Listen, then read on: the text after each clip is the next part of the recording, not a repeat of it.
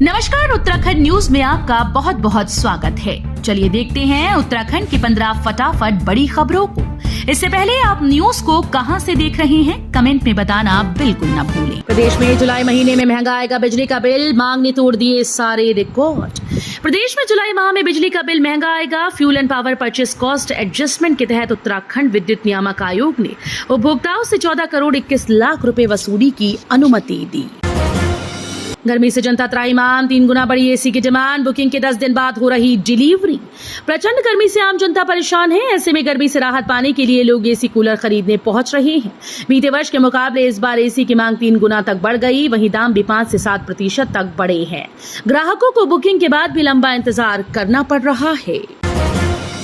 उत्तराखंड में अक्टूबर के आखिर तक लागू हो सकता है यूसीसी कानून, नियमावली और प्रशिक्षण में लग रहा है वक्त। उत्तराखंड में यूसीसी कानून अक्टूबर आखिर तक लागू हो सकता है। समिति के अध्यक्ष शत्रुघ्न सिंह के मुताबिक एक्ट के तहत विवाह और लिव इन में रहने वालों के लिए पंजीकरण अनिवार्य किया गया है। प्रदेश के 65 शिक्षकों की सेवाएं समाप्त। अब 24% अन्य शिक्षकों के प्रमाण पत्रों की होगी जांच। देश में कई शिक्षक अमान्य व फर्जी प्रमाण पत्रों के आधार पर सरकारी और शासकीय विद्यालयों में नियुक्ति पाकर बच्चों को पढ़ा रहे हैं। पूर्व में अमर उजाला के इन शिक्षकों के खिलाफ चलाए जा रहे फर्जी डिग्री असली नौकरी अभियान के बाद सरकार ने एसआईटी को जांच के आदेश दिए। अनुमति के लिए राजस्व प्रदूषण नियंत्रण बोर्ड में अटके 740 निवेश प्रस्ताव, सीएस ने जताई नाराजगी। मुख्य सचिव ने निवेश प्रस्तावों के मामलों का निपटारा न होने पर नाराजगी जताई। उन्होंने सभी डीएम को नए निवेश प्रस्तावों के द्वितीय स्तर की अनुमति को 30 दिन के भीतर निस्तारित करने का अल्टीमेटम दिया है।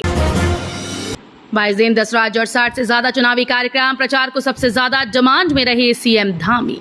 सीएम पुष्कर सिंह धामी चुनाव प्रचार में सबसे ज्यादा डिमांड वाले मुख्यमंत्रियों में रहे। मुख्यमंत्री ने 14 अप्रैल से अपने चुनाव प्रचार अभियान की शुरुआत पीलीभीत लोकसभा सीट से की और इसके बाद प्रचार का सिलसिला लगातार जारी रहा। शहरों में यातायात के दबाव का होगा सर्वे। मध्यवर्गीय लोगों के लिए बनेगी आवास नीति। राज्य के शहरों में यातायात के दबाव का सर्वे कराया जाएगा। मध्यवर्गीय लोगों को आवास की सुविधा देने के लिए आवास नीति बनेगी। दूसरी ओर बड़ी टाउनशिप बनाने के लिए टाउनशिप विकास नियमावली तैयार की जाएगी। मंत्री प्रेमचंद अग्रवाल ने समीक्षा बैठक में ये निर्देश दिए। नैनीताल में 50% से अधिक होटल्स में एडवांस बुकिंग। पर्यटन कारोबार में भारी बूम। नैनीताल सहित आसपास के पर्यटक स्थलों में अत्याधुनिक सुविधाओं से युक्त होटल्स में 6 जून तक 70%, जबकि मध्यम व छोटे होटल्स में 30 से 40% एडवांस बुकिंग हो चुकी है। सीजन में होटल, रेस्टोरेंट सहित गेस्ट हाउस, होम स्टे में 5000 से अधिक लोगों को सीजनल रोजगार मिला, जबकि कारोबार में बूम आ गया।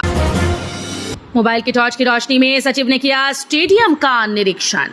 इंदिरा गांधी अंतर्राष्ट्रीय स्पोर्ट्स स्टेडियम गोलापार का औचक निरीक्षण करने पहुंचे विशेष प्रमुख सचिव खेल अमित सिन्हा को उस वक्त फजीहत का सामना करना पड़ा जब वो खिलाड़ियों के लिए बने वेटिंग रूम में पहुंची। यहाँ वेटिंग रूम में घुप अंधेरा था। पता चला कि यहाँ लाइट की व्यवस्था नहीं है। ऐसे में विशेष प्रमुख सचिव अमित सिन्हा समेत खेल विभाग के सभी आला अधिकारियों ने मोबाइल की टॉर्च जलाई, तब जाकर निरीक्षण हो सका। जबरानी के पास चट्टान टूटने से हादसा, 1 की मौत, 5 घायल, 3 को किया एयरलिफ्ट। गंगोत्री राष्ट्रीय राजमार्ग डबरानी के पास चट्टान गिरने के कारण 1-2 वाहन क्षतिग्रस्त हो गए। हादसे में 1 व्यक्ति की मौत हुई और 5 लोग घायल हुए। हादसे वाली जगह पर इन दिनों सीमा सड़क संगठन के द्वारा सड़क की बाहरी तरफ के पुश्ता का निर्माण किया जा रहा है। इस जगह पर ऊपरी पहाड़ी से अभी भी पत्थर गिरने का क्रम जारी है। केदारनाथ में चिनूक से उतरी थार तो सब देखते रह गए। मिलेगी बाबा केदार के भक्तों को खास सुविधा। इन दिनों उत्तराखंड में 4 धाम यात्रा जोरों से चल रही है। हजारों भक्त रोजाना 4 धाम में दर्शन के लिए पहुंच रहे हैं। केदारनाथ यात्रा में विकट परिस्थितियों के बीच पुलिस का ऑपरेशन मुस्कान यात्रियों के चेहरों पर मुस्कुराहट ला रहा है। वहीं अब केदारनाथ धाम में भक्तों को खास सुविधा देने के लिए महिंद्रा थार पहुंचाई गई। देहरादून में भीषण गर्मी से चिड़ियाघर में वन्यजीव भी बेहाल। सांप से लेकर गुलदार तक परेशान। भीषण गर्मी से देहरादून में इंसान से लेकर जानवर तक हलकान है। अलबत्ता दून चिड़ियाघर में वन्यजीवों को गर्मी से बचाने के लिए प्रबंधन ने विशेष इंतजाम किए हैं। 25 हेक्टेयर क्षेत्रफल में फैले देहरादून चिड़ियाघर में 2 सींग वाले हिरण सांभर, 12 सिंगा गुलदार, बाघ, नीलगाय, ईमू, शतुरमुर्ग, तुर्की, मगरमच्छ, घड़ियाल और कछुए जैसी विभिन्न पशु प्रजातियां हैं।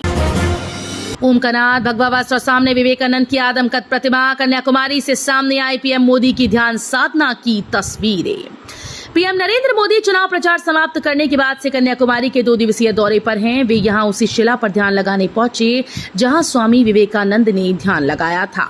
मोदी यहां 45 घंटे ध्यान में लीन रहेंगे। पीएम के इस दौरे की तस्वीरें और वीडियो अब सामने आई, जिसमें वे भगवा वस्त्र धारण किए हुए ध्यान लगाते दिख रहे हैं। माननीय मान जाइए, कृपया पर्यटन सीजन में मत आइए। मई और जून में कुमाऊं के पर्वतीय क्षेत्रों में जहां पर्यटन सीजन होता है, वहीं गढ़वाल में चारधाम यात्रा की वजह से श्रद्धालुओं का तांता लगा रहता है। ऐसे में इन क्षेत्रों में वीआईपी मूवमेंट होता है तो पहले से जाम से परेशान स्थानीय लोग और पर्यटकों की मुसीबतें बढ़ जाती हैं। उपराष्ट्रपति जगदीप धनखड़ के कैंची भ्रमण के बाद स्थानीय निवासी तो गुजारिश तक करने लगे कि पर्यटन सीजन में वीवीआईपी इधर बिल्कुल ना आए। बीते वित्त वर्ष में 55% बढ़ा अडानी ग्रुप का लाभ। अगले 1 दशक में $90 अरब के पूंजीगत व्यय की योजना। रिपोर्ट में कहा गया कि अप्रैल 2023 से मार्च 2024 के दौरान अडानी समूह ने कर्ज को कम करने, गिरवी रखे शेयर्स को वापस लेने और मुख्य कारोबारों को मजबूत करने पर ध्यान केंद्रित किया। एक्सचेंज डेटा और विश्लेषकों के अनुसार बीते वित्त वर्ष में अडानी समूह की सूचीबद्ध कंपनीज का शुद्ध लाभ बढ़कर 30,767 करोड़ रुपए रहा।